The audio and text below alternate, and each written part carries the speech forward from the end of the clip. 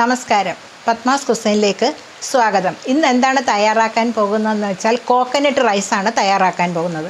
അപ്പോൾ അതിന് വേണ്ടിയിട്ട് ഈ നമ്മളുടെ പച്ചരി ചോറ് ഉപ്പിട്ട് വേവിച്ചെടുത്തിരിക്കുന്നതാണ്.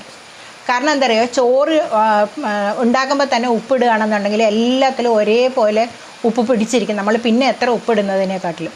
അപ്പോൾ ആ ഉപ്പിട്ട് വേവിച്ച ചോറാണ്.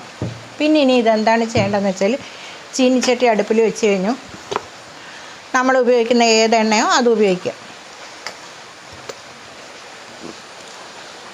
അതിലേക്ക് ഇത്തിരി ഉഴുന്നുപരിപ്പ് നല്ലോണം കൂടുതൽ വേണം കേട്ടോ. കുറച്ച് ചോറേ ഉള്ളെങ്കിലും ഉഴുന്നുപരിപ്പ് എപ്പോഴും ഇതിൽ നിറയെ ഉഴുന്നുപരിപ്പ് വേണം.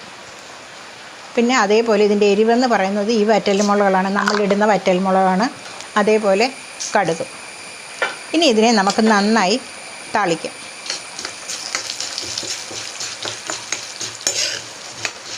വേഗം ഉണ്ടാക്കാൻ പറ്റിയ ഒരു ചോറാണ് കേട്ടോ.